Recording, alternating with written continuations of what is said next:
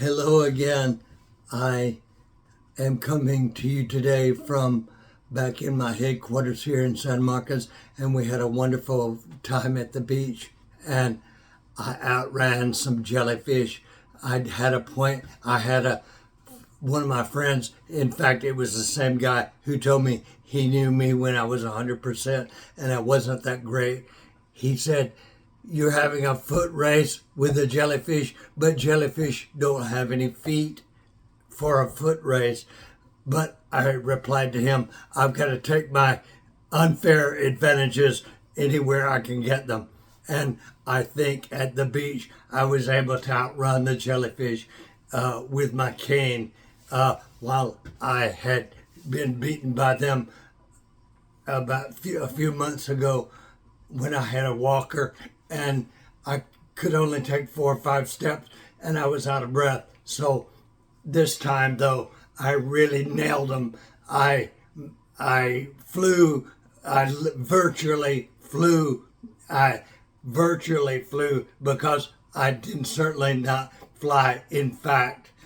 And so I'll take what virtual help I can get.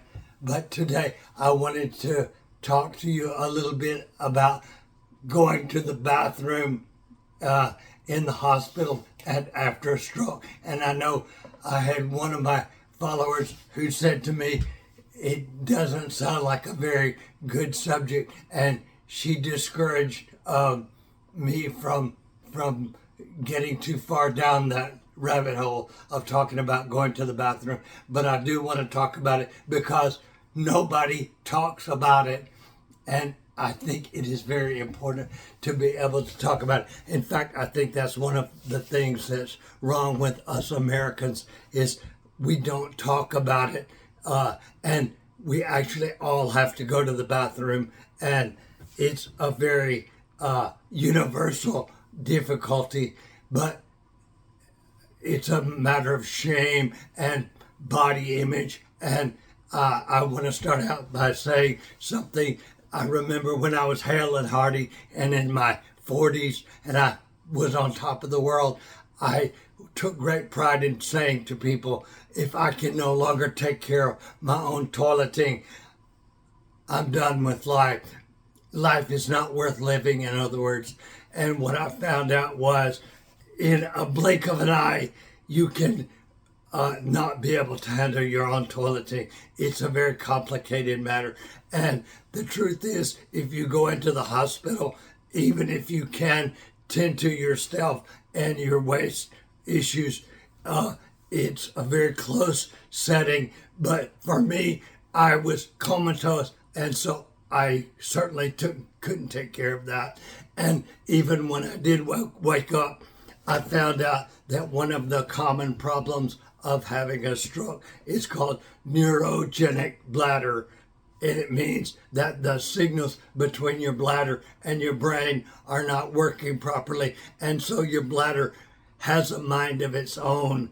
In fact, you can have a catheter in and there's no way you can go to the bathroom, but you feel like you've got to go to the bathroom.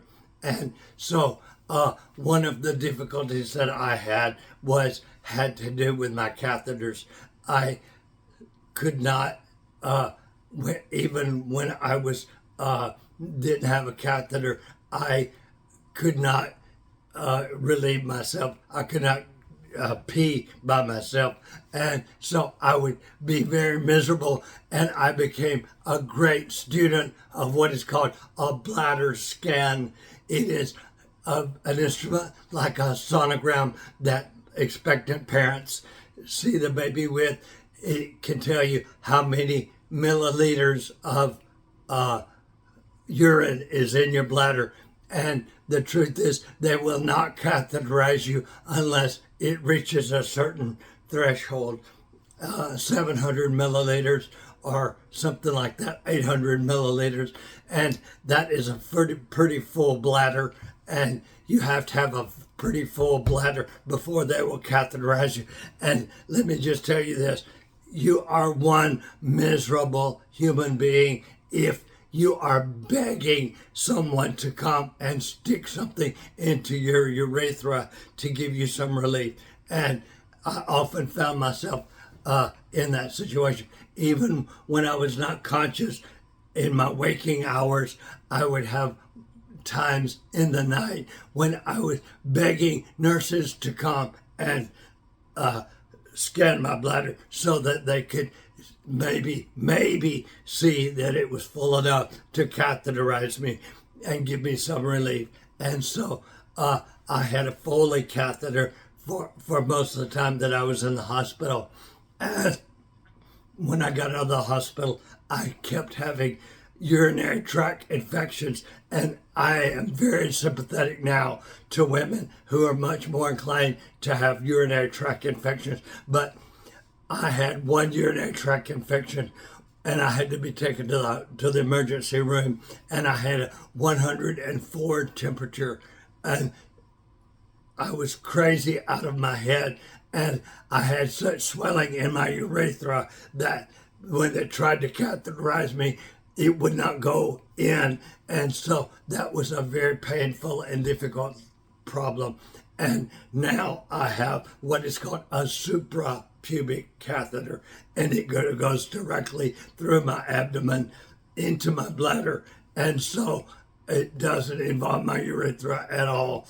And that has cut down on me getting urinary tract infections. By the way, I want to say, do not take anything that I say today as medical advice, because I am not medically trained. I'm just telling you what my experience was. And so I have been for months now, a few months, I've had this suprapubic catheter, and it has been a lot better. It takes, sometimes my bladder spasms and I think I've got to go to the bathroom, and then I say, I'm not like you mere mortals. I don't go to the bathroom anymore. And so I don't go, number one. It just continually empties my bladder all the time. And I wear a different bag at night, and I wear a bag during the day on my leg. And it has made my going to the bathroom so much better. But what I wanted to say was this whole idea of, if I can't take care of my toiletry needs, I can't live a life worth living, is hogwash. I do not believe that to be true. What I found is there are a few people who really love me, and they would love me if I have a catheter, and they would love me if I don't. They would love me if I had horns coming out my head. And what I want to say to you is, it's a very ableist perspective, and it's vanity. It's wanting to control everything. And part of what I've learned in my stroke is that I am not in control. There is so much about my life that I'm not in control of. And so this idea that somehow if I can't take care of my own toiletry needs, that I don't have a life worth living, is stupid. There are many other things that make life worth living or not worth living besides our own handling our waste disposal.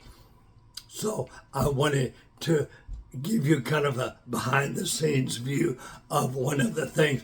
I want to tell you and I've got a little bit of a chip on my shoulder. And those of you who know me and love me know that I can be angry, and that is okay. You can be angry with me too, and that is okay with me. But one of the things I've learned is that if you are in a wheelchair or if you are infirm like I am, people find it so easy to say, just wait right here. And I want to say, there is no waiting. I can't wait. And I want able-bodied people are very inclined to say to people in wheelchairs and people who are mobility challenged, are people who don't have control over their bodily functions. They say, wait. And I want to say, what? What makes you think you can tell me to wait? It's as if whatever you've got going on, it can be just interrupted, it's fine. Your life is not worth that much anyway. And it really pisses me off. And so I want to say, if you see somebody in a wheelchair, one thing I would encourage you don't say, wait right here. It's like a damn sack of potatoes. You can put a sack of potatoes in a wheelchair and dump it in the corner and say, just wait right here, sack of potatoes. That is very irritating, and it makes you, it only magnifies the feeling that you have no way of controlling this or no way of dealing with it. And so I want to remind you today that your toiletry is, you may control it, you may not control it, but it is not the be all and end all of your life. And I want to also encourage you to remember that people who are struggling with some of these issues, they don't have unlimited patience or an unlimited ability to deal with the urges and demands of having a body and being a body and having difficulties you have to deal with. I look forward to seeing you in the next video. Thanks so much. Bye-bye.